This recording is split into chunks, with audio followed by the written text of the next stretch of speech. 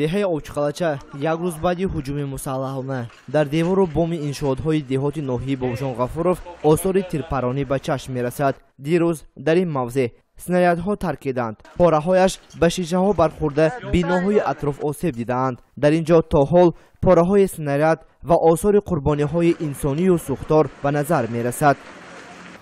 дини саҳар соат тақрибан соат 7 буд. 7 саҳар андам фарзандамо гифтам ман пои мефроди шавам гартам телефиш ҳар нокер гусел мекиди шавам уже овози тирпарони сар шуд. успед накардам буромдам ба фарзандамо гифтам ҳамаи подвал фуромдам. фуромдагим ки дигар буромда нашуда подвал. аз соати 7 саҳар то ҳамин 7 шаба ам подвал буромдаги мо ҳеҷ илоҷи буромада нашуд. яхе тирпарони рӯри ҳавлим тира омда ғалтидоз аболои хонам гузаштоз ҳамин ҳама ҷо нобуд шуд. деку шаб дар тарафи масҷид писарчи ман будаги дар балинси вай обили балинса дар пошкаш асколка раста балинса вазбинанда захмдор шудага мӯл одам мурдан захмдорам бисёр. вазорати корҳои дохилии Тоҷикистон дар як гузориши вижа ҳамлаи ҳавопаймои бесарнишин ба масҷиди ҷамоати деҳоти Овчиқалача дар шимоли ҷумҳуриро қайд намуда таъкид кардааст ки ин ҳамла аз ҷониби Қирғизистон шоми 16 сентябр пас аз эълони оташбас ба вуқӯъ пайваста аст. вазорати умури дохилии Тоҷикистон дар изҳороти худ Қирғизистонро ба нақзи шартҳои оташбас муттаҳам мекунад. аз ҷумла тибқи иттилои ин ниҳод 16 сентябри соли 2022 тахмини соати 17:20 дар ҷамоати деҳоти Овчиқалачаи ноҳияи Бобҷон Ғафуров ҳавопаймои бесарнишин масҷиди паҳлӯи мактаби рақами 8-ро тирборон кардааст. инчунин дар ин мавзеъ даҳо биноҳои истиқоматии шаҳрвандон, нуқтаҳои хизматрасонӣ, нақлиёти ҷамъиятӣ ва шахсӣ мавриди тирборон қарор гирифтанд. саҳар ман худам молбозори қистақи зандам. аввал молбозор ҷим буду. яку якбора бам скади ҷудоям сахт шуд. сони ҳама говашам фарофти дигар када қистақи молбозори қистақи гурехт. баъд инҷа айоси гурехта инҷа омадем ки инҷа биёем. инҷа ҳам ҷанг будааст. инҷа ҷанг будааст. инҷа бисёр кас намондам. баъд ами соатҳои 4 бегоҳ буд ки ман худам ин ами пеши вайда будам. ин ами чойхона будам. ҳамин боло намедонам чӣ кати задам ки инҷа одам гирд буд. гирд бисёр буд.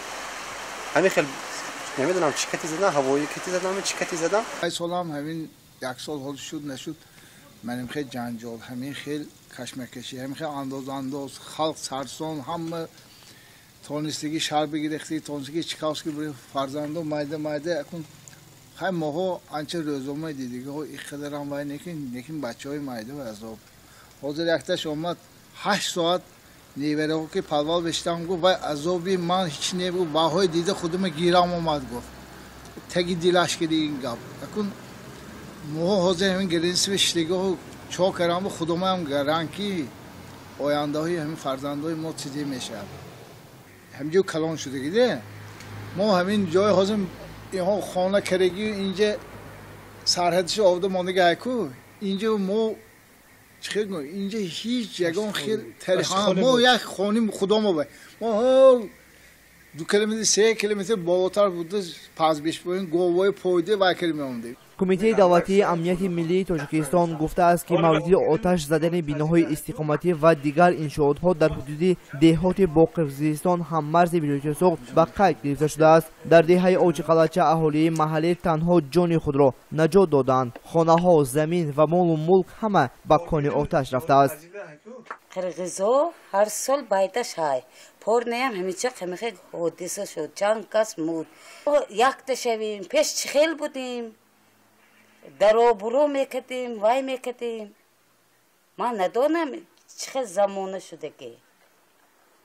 хонанда хор рафта будем. овози ҳамин миллиот грантимилот шуд. пақа ман берим ба буром тавши ҳамин боли вай бачам духтарчам хест таҳсили хест гуфт ки ман мактаб рафтанам дар кор гуфт. ман намондам мактабе ки бо ягон вай шудӣ бошад سونی میری تو وای نشود بوده گشته بولی هم به پدرم تلفن کردن که بچه‌ها بریم به نمو کوچو نبرو خودتا گفتن احسابی چی نبرو گفتن احسابی اینجا جنگ شده است گفتن یهو چند سال پولاشونو توده کده مثال خونه و میکنیم مثال همه اشربی خلق میشد ҷониби қирғиз талош дорад ки тавассути шабакаҳои иҷтимоӣ ютуб фейсбук телеграм ва ғайра ҷумҳурии тоҷикистонро ба идомаи низоъ муттаҳам кунад ки ҳеҷ асоси воқеъ надорад. тоҷикистон ҷонибдори ҳалли муноқишаи марзӣ бо роҳи музокирот ва дипломатия буд ва дар мавқеи устувораш боқӣ мемонад. Novayımın noktasıgi بود اون طرفی او پختا بودستگی جامعه زندگی میکنه زنش تلفنمو دوستی گرفته قرقیزا فرامده اومدسته تو نقشه نمیدانیم همونجا اصلا قرقیزا فرامدگی تا دونی خانشه اومدگی اون این هم خیلی ده اکثر خون نمیدانید که پدر چی خیلی نمیدانید اینجا موبایل میرمی خانه همیها آده قرقیزکری ارلاشته یک Tacikistan ya da Zaten hafif çordan da ne? 15 olmadı. Zamanko bir şey başoy vardı, bir şey vardı, bir şey kelime. Akı Xudamı mondim ne? Böyle andoz şudo zakun sneler partoy şudo. Olmayacak. O izoi poay koymayacak. İnce maç kendi 4 saat istedim olmayacak.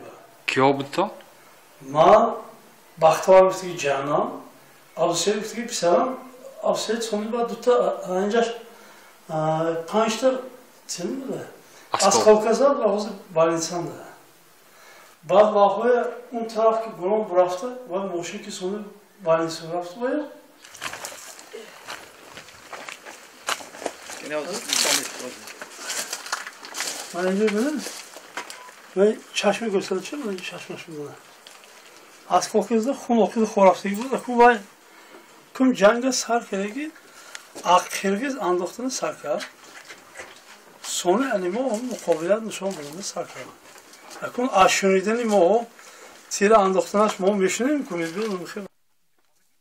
17 сентябри соли 2022 вохӯрии фармондеҳони қушунҳои сарҳадии ҷумҳурии тоҷикистон ва қирғизистон оид ба рафти иҷроиши шартҳои оташбасӣ эълоншуда баргузор гардид. зимни мулоқот ҷонибҳо масъалаҳои ба эътидол овардани вазъ баргардонидани нерӯҳо ба мавқеи аввалияшон мавриди баррасӣ қарор гирифт. дар ҳоли ҳозир вазъ дар овчиқалача ором аст, аммо сокинон аз тарси ҳамла камтар ба кӯча мебароянд.